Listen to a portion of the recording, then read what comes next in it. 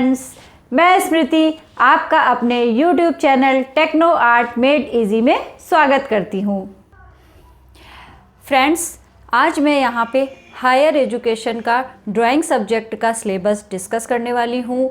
Higher educations के form आ गए हैं, रजिस्ट्रेशन स्टार्ट हो गया है। लास्ट डेट 27 मार्च है। जो भी लोग नेट क्वालिफाई हैं, PhD कंप्लीट हो गया है, वो सभी लोग एलिजिबल हैं। और जो भी असिस्टेंट प्रोफेसर बनना चाहते हैं उनके लिए बहुत अच्छा मौका है। वैकेंसी आई हुई है, गर्ल्स की है 4 vacancy I think drawing subject की। मैंने यहाँ लिंक डिस्क्रिप्शन में दिया है, आप वहाँ से जाके उसकी पूरी डिटेल देख सकते हैं।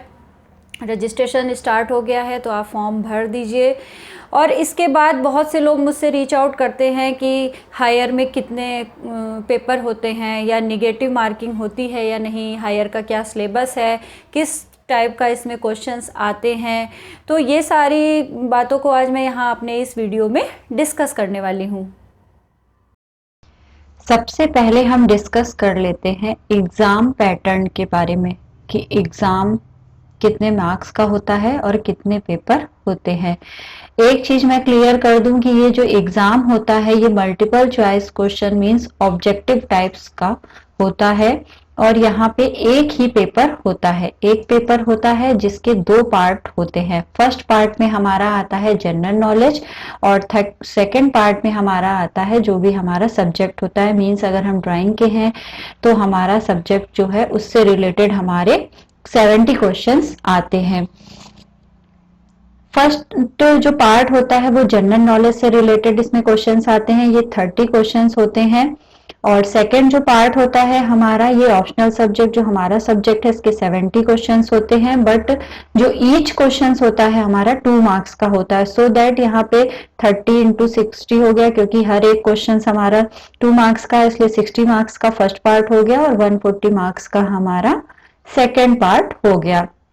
आफ्टर दिस जब हम इसको क्लियर कर लेते हैं, मीन्स हमने अगर इसको रिटन क्वालिफाई हो गया 200 मार्क्स का हमारा, तो हमारा लास्ट में 30 मार्क्स का जो इंटरव्यू होता है वो भी इसमें इंक्लूड होता है। मीन्स जब हम रिटन क्वालिफाई कर लेते हैं तो 30 मार्क्स का एक हमें इंटरव्यू भी देना होता है। ये दोनों चीजें यहाँ पे क्लियर कर दी है मैंने। टोटल 200 मार्क्स होते हैं। और एक और जो यूजफुल चीज है इसमें ये कि यहाँ पे कोई भी निगेटिव मार्किंग नहीं होती है। जो ये एग्जाम है इसमें आपको कोई भी निगेटिव मार्किंग फेस नहीं करनी पड़ती है। मींस आप इसमें आइडिया से भी आंसर लगा सकते हैं, इसमें कोई डर नहीं है कि आपका कोई मार्क्स कट जाएगा। ओके, तो यहाँ पे कोई भी निगेटिव मार्किंग नहीं है, ये यहाँ पे एक बेनिफिट भी दिया गया है। नेक्स्ट मैं अब आपको इसका सिलेबस बताती हूँ। सिलेबस में क्या है, जो आर्ट और ड्राइंग पेंटिंग का जो सब्जेक्ट है इसमें टोटल 10 यूनिट्स हैं। 10 यूनिट्स हैं और सबसे क्वेश्चंस आता है। फर्स्ट यूनिट ये है हमारा collective features and fundamental of visual art. Means इसमें जो कला के मूल तत्व हैं उससे संबंधित क्वेश्चंस पूछे जाते हैं, जैसे लाइन है, कलर है, टेक्सचर है, टोन है, ये अलग अलग चीजें हैं। पर्सपेक्टिव है और जो कला का हमारे इन्वायरमेंटल में या कला और वातावरण का जो संबंध है उससे संबंधित भी क्वेश्चन इसमें पूछे जाते हैं। सेकेंड यूनिट की बात करें तो इसमें होता है को relation of various arts. Means rhythm, structure, use of space, material, techniques, ये सारी चीजें, थीम्स। मींस यहाँ पे जो टेक्निक और मटेरियल की बात हो रही है, ये सारी चीजों से जो रिलेटेड क्वेश्चंस होते हैं इनसे भी क्वेश्चंस आते हैं। थर्ड यूनिट की बात कर ले तो थर्ड यूनिट है हमारा the word of traditional and modern mediums and materials in making visual arts.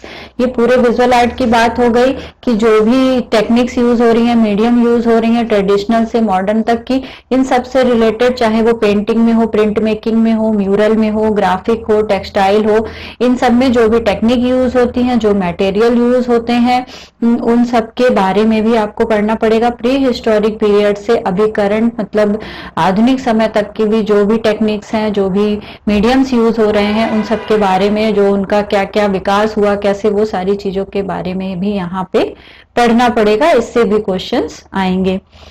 Fourth unit की बात कर लें तो फोर्थ यूनिट में है mode of traditional and modern techniques, process and procedures used in making painting mural, different ways of handling of colour pigments like impasto, glazing, burnishing, drip. Means जो painting में जो टेक्निक यूज होती हैं और जो mural में techniques use होती हैं, जो ग्राफिक में टेक्निक्स यूज होती हैं, उसके बारे में भी आपको पढ़ना पड़ेगा। उससे क्वेश्चंस आएंगे, जैसे ईचिंग, रिलीफ, सरफेस पेंटिंग, इन सब से भी क्वेश्चंस पूछे जाएंगे। फ्रेस्को, सेक्को, देखो ये म्यूरल की भी टेक्निक है, इन सब से भी क्वेश्चंस पूछे जाएंगे। प्रिंटिंग प्रोसेस से भी और ग्राफिक, ये सारी चीजें हैं, इनसे रिलेटेड करके क्वेश्चंस इसमें आएंगे।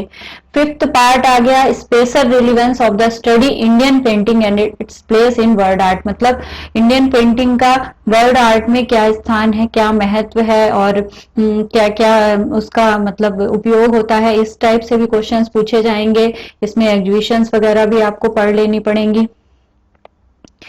सिक्स्थ में हमारा आया relevance of the study of aesthetics. यहाँ पे सौंदर्य शास्त्र की बात हो गई कि इंडियन और वेस्टर्न दोनों एस्थेटिक्स के बारे में भी आपको, फिलोसफर्स के बारे में भी आपको पढ़ना पड़ेगा, इनसे भी क्वेश्चंस आएंगे।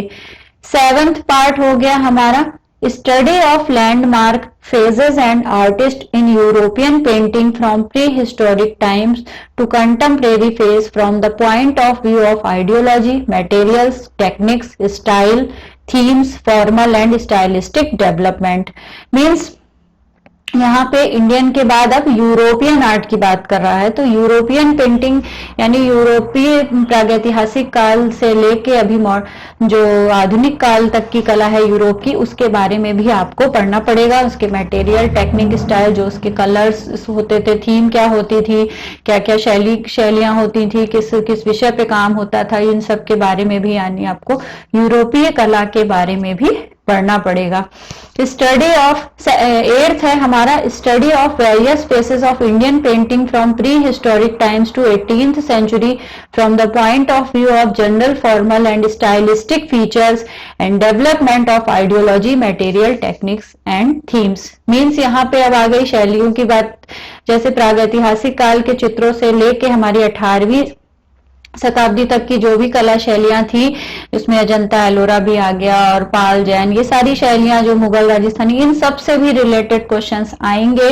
उनके क्या विषय होते थे, उनकी क्या मतलब कलर स्कीम होती थी, क्या मटेरियल वो यूज करते थे, तो उन सब से भी आपको क्वेश्चंस मिलेंगे यहाँ पे। नाइन्थ है हमारा development of modernity in 19th and 20th century. अब यहाँ पे आ गई आधुनिक कला की बात, मतलब हमें समकालीन कला और आधुनिक कला के बारे में भी पढ़ना पड़ेगा। Indian art with special reference to various art movements, जो कला के भिन्न आंदोलन हुए थे, उसमें क्या शैलीगत विशेषताएं थी। इंडिविजुअल आर्टिस्ट मीन्स कलाकारों का भी क्या महत्व था, क्या योगदान था। अलग अलग means in different region of country, जो अलग अलग इंडिया के रीजन थे, अलग अलग क्षेत्र थे, वहां पे जो कौन कौन से मुख्य कलाकार हुए, उन्होंने क्या योगदान दिया, कला में उनका क्या महत्व है, आधुनिक काल में उनका क्या महत्व है, तो ये सारी चीजें भी हमें पढ़नी पड़ेंगी। मीन्स हमें आधुनिक कला के बारे में भी पढ़ना पड़ेगा। और ब्रिटिश स्कूल, जो आर्ट स्कूल थे, आर्ट एजुकेशन के, उन सब के बारे में भी हमें यहाँ पे देखना है। 10th नंबर की बात कर लें तो 10th नंबर में आ गया हमारा the significance of the study of tribal folk and popular arts and craft practices from all over the world for the modern artist from the point of form, techniques, content and concepts.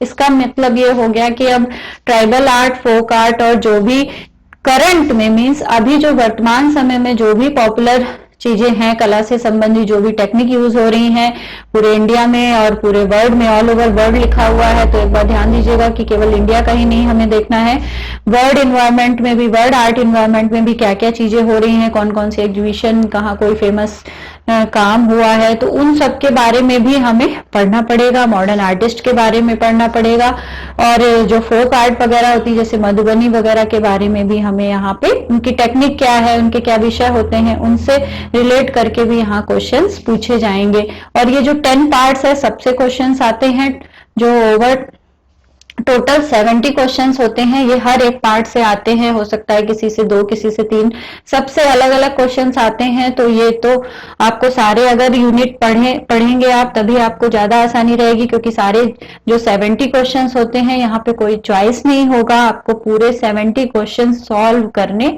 पड़ेंगे।